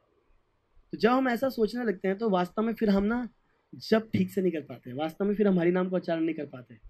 तब तो केवल फिर नाम अक्षर ही हमारी जिह्वा पे ऊपर नीचे कूदते हैं, क्योंकि ये काइंड ऑफ अपराध है कि हम ये सोच रहे हैं कि नाम नियंत्रण में आ गया हमारे। अभी नहीं आया, हो सकता है एक दिन ऐसी स्थिति आएगी कि वो नाम अपनी फॉर्म में हमारे नियंत्रण में आ जाएंगे, क्योंकि भागवतम में स्वयं ब्रह्मा जी बोल रहे हैं, और इस बात की स्वीकृति प्रदान करी है श्री गौर हरि ने जब रामानंद राय ने बोला, क्या है वो, जिसको पहला सबसे पहला शब्द था जो महाप्रभु ने स्वीकार किया, ज्ञानम प्रयास उदपास नमन्तेव जीवंति सन्मुखरितम भवदीया वार्ता स्थाने स्थिता श्रुति गतान तनुवान मनोभिर त्रैलोक्य जितो अजितोपि त्रैलोक्य, जो कि अजीत तीनों लोकों में त्रैलोक्य, वो भी जीत लिया जाता है। जितो अजितो, जो अजीत है वो जीत लिया जाता है उस व्यक्ति के द्वारा जो केवल कृष्ण की कथाओं को शुद्ध भक्तों के मुख से सुनना अपना जीवन बना लेता है। तो Krishna can come in control, but right now he is not in our control and naam is not जिह्वाधीन। ऐसा नहीं है कि हमारी जीभ पे हम जीभ से नाम का उच्चारण कर रहे हैं, रादर स्थिति तो कुछ और है। हम तो उस दिन का इंतजार कर रहे हैं जब हमारी जिह्वा नामाधीन हो जाए, हमारा चित्त नाम के अधीन हो जाए, क्योंकि जिह्वा से नाम का उच्चारण नहीं होता, नाम अपनी कृपा से जिह्वा पे जब आते हैं तब वो नर्तन करते हैं। जैसा कि इसी श्लोक में आगे क्या बोला जा रहा है, हरे कृष्णेति उच्चये स्फुरत रसनो नाम गणनाथ। ऐसा नहीं है कि महाप्रभु नाम ले रहे हैं, नाम उनकी जिह्वा पे स्वयं आकर के नर्तन कर रहा है। सो साधक को बड़ा ही महाप्रभु रूप गोस्वामी जो है महाप्रभु के लीलाओं को प्रकट करते हुए ऐसा बता रहे हैं हमें कि ऐसी भावना होनी चाहिए कि हे प्रभु मैं तो नाम ले ही नहीं सकता, बार बार हृदय से क्रंदन होना चाहिए कि हे प्रभु, हे Krishna, please appear on my tongue, please appear on my tongue and madden me, और मुझे उन्मत्त कर दें। जैसे हरिदास ठाकुर प्रार्थना कर रहे हैं, हम कई बार चर्चा करते हैं उस प्रार्थना की। हरिदास ठाकुर क्या बोल रहे हैं कि कृपा करी नाम रूपे आमार जीवाय, निरंतर नाचो प्रभु धरिता पाए। हे प्रभु मैं आपके चरणों को पकड़ के बार बार यही प्रार्थना कर रहा हूँ, प्लीज नाम रूप में मेरी जिह्वा पे प्रकट होकर नर्तन शुरू कीजिए, कृपा करके मेरी जिह्वा पे आइए, नाचिए। मैं आपके बस चरणों को पकड़ के यही बार बार विनती कर रहा हूँ, कृपा करी नाम रूपे आमार जीवाय, निरंतर नाचो प्रभु, निरंतर मेरी जिह्वा पे नाचिए। तो जब प्रभु प्रसन्न होंगे, कृष्ण प्रसन्न होंगे, the holy name will appear by his own sweet will on our tongue. तो अब रूप गोस्वामी भी ये प्रार्थना जब ये बोल रहे हैं श्लोक, तो बोलते हुए क्या कह रहे हैं, पूरा बड़ा क्रंदन करते हुए महाप्रभु के चरणों में प्रार्थना कर रहे हैं, हरे कृष्णेति उच्चये स्फुरत रसनो नाम गणनाथ, कृतग्रंथि श्रेणी सुभग कटि सूत्रोज्ज्वलकरः, विशालाक्षो दीर्घार्गल युगल खेलांचित भुजा, सचैतन्य किं मे पुनरपि दिशौरयस्यास्ति पदम। वो परम भगवान श्री गौर हरि जिनकी कमल से भी ज्यादा, कमल के पत्तों से ज्यादा सुंदर और बड़ी बड़ी आंखें हैं, जिनके बड़े बड़े हाथ जो भुजाएं उनके घुटनों तक जा रही हैं, और वो अपने नाम संकीर्तन की लीलाओं में उनको कभी मोड़ रहे हैं, कभी गा रहे हैं, कभी उच्चारण कर रहे हैं कृष्ण नाम का, और जिव्या पे जिनकी नाम कृष्ण नाम नर्तन कर रहा है। कहाँ सा चैतन्य किम में, कब वो चैतन्य मेरे हृदय में पुनः, कब मेरे पास दोबारा से दर्शन देंगे। क्योंकि महाप्रभु के तिरोभाव के बाद वो इस श्लोक की रचना की है, और उन्होंने तो महाप्रभु के दर्शन किए, महाप्रभु के साथ नर्तन किया, महाप्रभु के साथ सेवाएं करी, महाप्रभु से कथा सुनी, तो वो बहुत दुखी हैं। तो बोल रहे हैं कि कब अब आप मुझे दोबारा दर्शन देंगे, कब आप मेरी जो ये नयन है, मेरे इन नयन पथों पे पदम यस्यस्ति दृशोर यस्यस्ति पदम, कब मेरे इस दृष्टि पथ पे आपका दोबारा से प्रादुर्भाव होगा। समझ गए क्या बोला, मेरे नयनों के मार्ग पे, मेरी दृष्टि के पथ पे कब आप दोबारा से चरण पखारेंगे। तो ऐसी प्रार्थना करते हुए साधक बार बार भगवान से प्रार्थना करता है कि कृपा करके मेरी जिह्वा पे प्रकट हो जाइए, कृपा करके मेरी जिह्वा पे प्रकट हो जाइए, कृपा करके मेरी जिह्वा पे प्रकट हो जाइए। और ना वो ये नहीं मानता कि मैं कुछ कर सकता हूँ, क्योंकि जैसे वो मानने लगता है तो वो फिर कौन सा अपराध करता है, जैसे हमने बोला अपराध करता है। क्या अपराध करता है, अहम ममादि, जो हम 10वां नाम अपराध सुनते हैं ना कि शुत्वा महिमनो, भगवान की महिमा, नाम की महिमा सुनी है, कई बार सुनी है, और सुनने के बाद भी क्या हमारी स्थिति रह जाती है, यह रहितो प्रीति अधमा, जिसके अंदर प्रीति जागृत नहीं हो पाती नाम के प्रति। और क्या होता है फिर? अहम ममादि, यह अहम ममादि, मैं करने वाला हूं, करता हम, मैं जप कर रहा हूं। This is also kind of अहम भाव कि मैं जप कर रहा हूं। भाई असली में तो जब तब होगा जब हम सेल्फ फॉरगेटफुलनेस को अचीव कर लेंगे नाम का उच्चारण होते हुए। नाम उच्चारण हो रहा है और हमें यह भी ना पता लगे कि हम नाम जप कर रहे हैं, है ना। आचार्य वृंद वर्णन करते हैं कि जिस समय ऐसी स्थिति आएगी कि मनो मंत्र समायुक्तम, जब हमारा मन और मंत्र दोनों एक हो जाएंगे। भाई जब मन और मंत्र अलग अलग होते हैं तब आदमी सोचता है देखो एक मन है, मन सोचता है देखो मैं मंत्र का उच्चारण कर रहा हूं, दो अलग अलग हैं। पर जब ये दोनों एक हो जाएंगे तो ये सोचेगा कौन कि मैं मंत्र का उच्चारण कर रहा हूं। मना मंत्र समायुक्तम एतद ही जप लक्षण। जप का असली लक्षण क्या है कि हमें यही ना पता हो कि हम जप कर रहे हैं, तब हम इस अपराध से मुक्त होंगे। और फिर क्या होगा जब हम ऐसा जप करेंगे तो वो जो मानसी जप की हमने बात करी थी, जिसको हम बोल रहे थे वो स्मरणम है। भाई स्मरणम एक तरफ से तो हम बोल रहे हैं कि हमें कीर्तन करना है, परंतु क्या स्मरणम का कोई वैल्यू नहीं है? स्मरण का वैल्यू है कि नहीं है? राग वर्तम चंद्रिका में शिला विश्वनाथ चक्रवर्ती ठाकुर बोलते हैं कि जो रागानुगा भक्ति है जो महाप्रभु हमें देने के लिए आए, है ना। महाप्रभु किस लिए आए थे? प्रेम रस निर्यास करिते आस्वादन राग मार्ग भक्ति लोके करिते प्रचारण। राग मार्ग भक्ति प्रदान करने के लिए आए थे। तो वो चाहते हैं कि जिह्वा से हम कृष्ण नाम का उच्चारण तो करें, परंतु साथ साथ में हृदय में स्मरण भी हो, स्मरणम भी हो। तो वो स्मरणम कैसे होगा? प्रैक्टिस करने से होगा क्या? फिर कैसे होगा? बोलो बोलो। हाँ, बाय सोन मर्सी। शिला भक्ति सिद्धांत सरस्वती ठाकुर बोलते हैं कि ये मर्सी कैसे प्राप्त होगी हमारे को? कीर्तन प्रभावे जब स्मरण होइवे सही काले भजन निर्जन संभव। इसी कीर्तन के प्रभाव से, कीर्तन कौन सा? ऊंचे स्वर में हम कृष्ण नाम का उच्चारण करें, हरे कृष्णा कृष्णा कृष्णा हरे हरे, हरे राम राम राम हरे हरे। उपांशु जप करें और संकीर्तन करें। जैसे आज शाम को हम संकीर्तन करेंगे या हम भक्तों के साथ मिलकर जब भी कीर्तन करते हैं, संकीर्तन, और दूसरे लोगों को उसमें एंगेज करें। दूसरों को, संकीर्तन का एक मतलब क्या है कि वो सेवा जिसमें, वो सेवा जो आप खुद तो कर रहे हो और दूसरों को भी उसमें लगा रहे हो। सम्यक कीर्तन, दूसरे लोगों को भी इन्वॉल्व कर रहे हो। तो जब हम ऐसा करते हैं तो ऐसे संकीर्तन के प्रभाव से नाम प्रभु बड़े प्रसन्न होते हैं हमारे पे। वो देखते हैं कि देखो ये खुद भी उच्चारण करता है, दूसरों को भी इंस्पायर करता है। फिर नाम प्रभु बड़े प्रसन्न होकर इंस्पायर फील करते हैं और वो हमारे स्मरण में, हमारी चेतना में, हमारी चिंतनों में प्रकट हो जाते हैं। और फिर हमें नाम का स्मरण होता है। और नाम के स्मरण का मतलब क्या है? नाम कौन है? स्वयं कृष्ण। अभिन्नत्वम नाम नामिनो। तो वो सुंदर कृष्ण की अद्भुत लीलाएं जो हैं हमारे हृदय में स्फुरित होती हैं। जैसे नरोत्तम दास ठाकुर बोल रहे हैं ना कि सदा ही सुफ्रुकम वरमने से रूप लावण्य राशि आमिया पुड़ी छे खासी हास परिहास संभाषाने। कि वो जो हास परिहास कर रहे हैं, आनंद ले रहे हैं, कौन? राधा और कृष्णा। जब ये बड़े प्रसन्न हो मुझ पे, सदा ही स्फुरुकम वरमने। बड़ी ये दिव्य लीलाएं हैं, ये जब मेरे हृदय में बस बार बार प्रकट होती रहे। कब होंगी? जब हम इस प्रकार से कीर्तन में लगेंगे। फिर जब साधक कृष्ण नाम का उच्चारण करेगा, जैसे वो मुंह से बोलेगा हरे कृष्णा, उसके हृदय में दर्शन होंगे उसको हरे श्रीमती राधिका और कृष्णा के। और फिर दोबारा जब बोलेगा हरे कृष्णा, तब फिर वो क्या देखेगा कि उनका मिलन होते हुए देखेगा। फिर कृष्णा कृष्णा, फिर वो देखेगा अरे श्रीमती राधा रानी के सामने ही कृष्ण बैठे हुए हैं, परंतु राधा रानी ये सोच रही है कि कृष्ण चले गए, कृष्ण चले गए। ऐसा हुआ है, होता है ऐसा।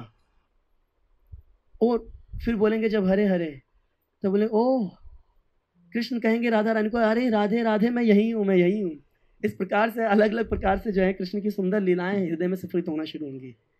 तो इसीलिए साधक को हर प्रकार से अपराधों से बचना चाहिए, अनर्थों से बच करके साधुओं के संग में सबका सम्मान करते हुए कृष्ण संकीर्तन में लगें। और बार बार एक ही प्रार्थना हो कि मेरे हृदय में और कोई ना हो, एक ही व्यक्ति विराजे। वो कौन हो? आप। कृष्ण नाम परम विजयते श्री कृष्ण संकीर्तनम, परम विजयते श्री कृष्ण संकीर्तनम। एक नरोत्तम दास ठाकुर प्रार्थना कर रहे हैं ऐसे कि मेरे हृदय में तोमा बिना राधा कृष्ण वृंदावना सेई मोरा प्राणधाना, सेई मोरा जीवन जीवन। और फिर आगे कह रहे हैं कि आप ही मेरे जीवन है, जीवन है। राधा कृष्ण जो वृंदावन के हैं, सही मोरा प्राणधन, सब कुछ है मेरे। और आगे क्या कह रहे हैं कि अगर आप मुझ पे कुछ कृपा करना चाहते हो तो मुझ पे इतना करो, देहो मोरे धना। अगर आप मुझे देना चाहते हो तो मुझे यही धन दीजिए। क्या दीजिए? तोमा बिना अन्य न भावे, आपके अलावा मेरे हृदय में और कोई भा ना जाए। भा ना जाए, समझ गया ना? और कोई मुझे अच्छा ना लगे, सिर्फ आप ही अच्छे लगे और आपके भक्तों की सेवा अच्छी लगे। हरे कृष्णा। परम विजयते श्री कृष्ण संकीर्तनम, परम विजयते श्री कृष्ण संकीर्तनम, परम विजयते श्री कृष्ण संकीर्तनम। हरे कृष्ण। जय माता।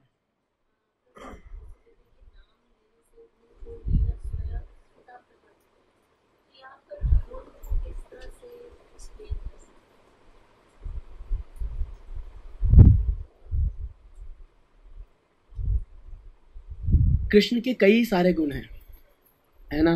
वो नाना भाषाविद हैं, ये सारी क्वालिटीज हैं। नाना भाषाविद, नोज मल्टीपल लैंग्वेजेस, वो दक्ष हैं हर चीज, हर कार्य करने में। वो धीर ललित, धीर शांत, ये सारी चीजें हम जानते हैं। और उनका एक गुण है परम करुणा। कृष्ण बड़े करुणा निधान है।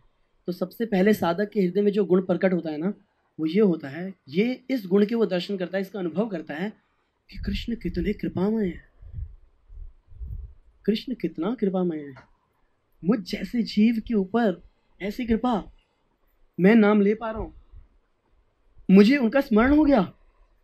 ये सोच सोच के ना साधक उस गुण के इतने वशीभूत हो जाता है, बार बार इसी चीज को सोच सोच के रोता है, इतने कृपामय है कृष्ण। महाप्रभु जब निकले तो महाप्रभु भी इस गुण के ऊपर बड़ा विशेष प्रभाव डाले। महाप्रभु निकले, जब बाहर जाते बोले, उन्होंने एक श्लोक गाया, ये कहीं और से है ये। बोले, हे देव हे दयिता हे भुवनैक बंधु, हे कृष्णा हे चपला हे करुणैक सिंधु। हे करुणा के सिंधु, आप करुणा के सिंधु हैं। साधक को सबसे पहले ये रियलाइज होने लगता है, उसको अपनी हर छोटी छोटी चीज में नजर आता है कि कैसे कृष्णा इंटरवीन कर रहे हैं, कैसे कृष्ण छोटी छोटी चीजों में उसको कृष्ण की कृपा नजर आने लगती है। हर क्षण वो अनुभव करता है कि कृष्ण कितने दयामय हैं, कृष्ण कितने कृपालु हैं। तो जब ये गुण उसको अनुभूति होने लगती है तो इस गुण के प्रभाव से उसका नाम भजन और इंटेंस हो जाता है। जब फिर उसका नाम भजन और इंटेंस होता है तो फिर धीरे धीरे और भी गुण उसको प्रकट होने लग जाते हैं। नाम के बाद सबसे पहले गुण ही प्रकाशित होता है, सबसे पहले गुण प्रकाशित होता है।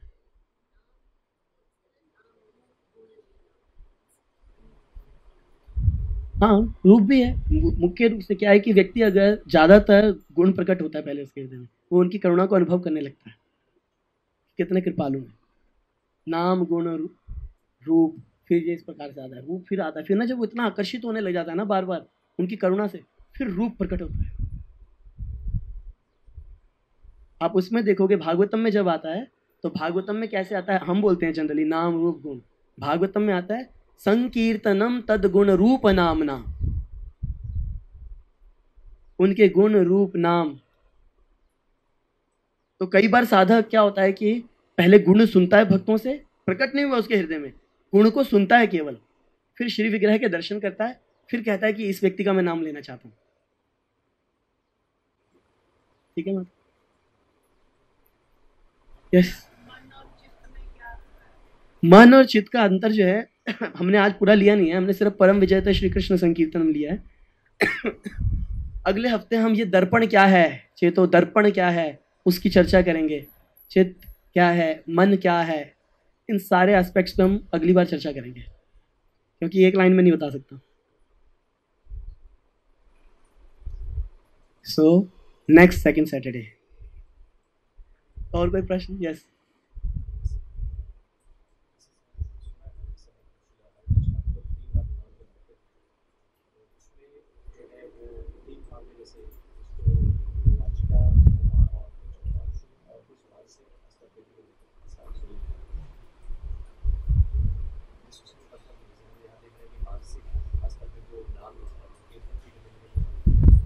Thank you. प्रभु जी प्रश्न पूछ रहे हैं कि हमने कई जगह सुना है, जहाँ तक मुझे याद आ रहा है, ये हरिनाम चिंतामणि में इसका वर्णन भी है कि वो मानसिक जप किया करते थे। तो वो अपना 3 भागों में डिवाइड करके रखते थे, एक वाचिक ऊंचे स्वर में, एक उपांशु और एक मानसिक। तो उनके पास अधिकार था, बोला ना कि कीर्तन प्रभावे यदि स्मरण होइबे। जब कीर्तन के प्रभाव से उन्होंने उस अधिकार को प्राप्त किया था, ऐसा नहीं कि पहले दिन से ये कर रहे थे। और फिर मानसिक जप करने के साथ साथ उन्होंने उपांशु और वाचिक जप बंद नहीं किया था। अब हम तो गिनती की 16 माला जप करते हैं, उसमें क्या वाचिक क्या उपांशु और क्या मानसिक करेंगे, गिनती ही 16 करते हैं। उनका जो खाली वाचिक होता था वो भी अगर आप वैसे काउंट करने जाओगे तो कितना का, कम से कम 64 तो निकल के आएगा, 58 64 के आसपास होता था। तो उनका खाली वाचिक कितना होता था, हम 16 के अंदर ही कितने डिवाइड कर देंगे वो। फिर उसके बाद सेकंड पार्ट होता था, फिर उपांशु, उतना ही। अब उसके बाद जाकर अगर वो मानसिक कर भी रहे हैं तो मतलब कि उस तक तो हमें पहुंचते पहुंचते जीवन हमारा, अगर हमें लगता है कि हम भी प्रतिदिन 64 माला वाचिक 64 उपांशु, तो फिर 64 कर सकते हैं मानसिक भी। अभी तो हमारे पास कोई राइट नहीं है।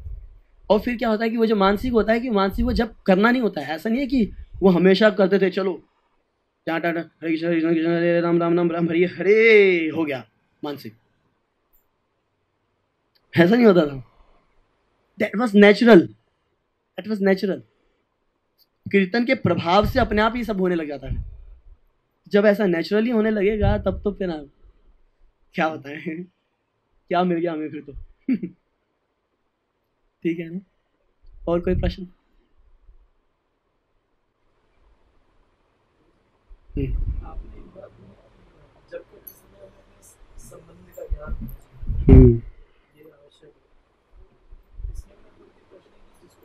बहुत सारे लोग हैं जो जिनको ऐसा अच्छा सुनने को नहीं मिल पाता है अवसर, या थोड़ा जोर से बोलो। जितना इनको सुनने का अवसर नहीं मिल पाता है, ऐसे अच्छे अच्छे वक्ताओं से कथा नहीं सुनने को मिल पाती है, भागवतम नहीं सुनने को मिल पाती है, और वो सिर्फ भगवान का नाम लेते रहते हैं। जैसे ऐसे कुछ लोगों को जानता हूँ तो सिर्फ नाम ही लेते रहते हैं, जब भी क्या नाम लेते रहते हैं भगवान का, माला भी लेते रहते हैं। तो क्या उनके हृदय में भगवान ज्ञान नहीं है, क्या उनको भगवान प्रेम नहीं मिलेगा? देखो, उनको भी सब मिलेगा और बड़ी देर में मिलेगा। साधु संग के बिना, महाप्रभु ने इसलिए तो क्लियर बोला है, नाम संकीर्तनार वैष्णव सेवन, दोनों चीजें चाहिए। महाप्रभु ने क्या बोला है, जब उनसे पूछा गया, महाप्रभु ने बोला, जब आई थिंक कहाँ से आए थे ये लोग, कहाँ के थे, कौन से गांव के आते थे, जो महाप्रभु से पूछा करते थे, बड़ा फेमस है उनका, जगन्नाथपुरी में कुलिया ग्राम। हाँ, यस यस, उनके लिए कुछ सामान लाते थे, रस्सी वगैरह भी लाते थे।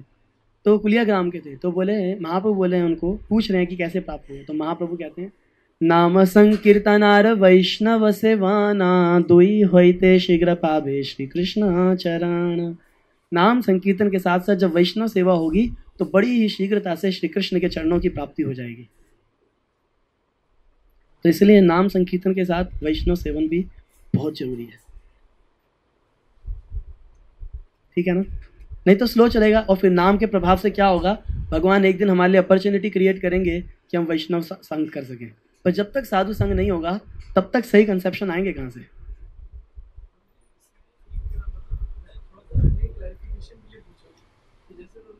रामायण में चौपाई आती है, उल्टा नाम जपे जग जाना, वाल्मीकि वह बनी समय।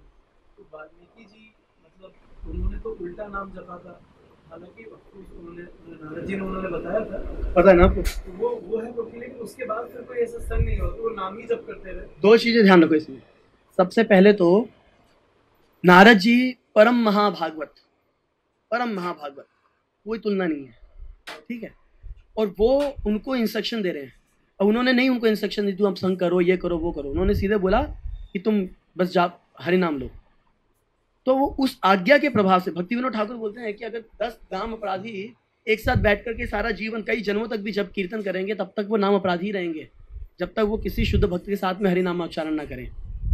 तो फिर क्या, फिर भक्ति विनोद ठाकुर कहते हैं कि फिर क्या सोल्यूशन है हम जैसे बद्ध जीवों के लिए? अब कहाँ से ढूंढ के ना आए शुद्ध भक्त? ऐसे थोड़ा कि सड़क पे चल रहे होंगे, हाँ शुद्ध भक्त आया ले आओ अंदर जब करेंगे इनके साथ, नो इट्स नॉट पॉसिबल। तो हम ऐसे में क्या करेंगे? तो उस कीर्तन में, उस जप में पार्टिसिपेट करें जो कि शुद्ध भक्तों की आज्ञा से हो रहा है। जैसे कि अब आप टेम्पल हॉल में सुबह अगर बैठ के जप करते हो भक्तों के साथ में, हो सकता है वहाँ कोई शुद्ध भक्त में बैठा हो, पर वो टेम्पल हॉल में जो जप होता है ना सुबह, वो प्रभुपाद जी के इंस्ट्रक्शन के साथ होता है।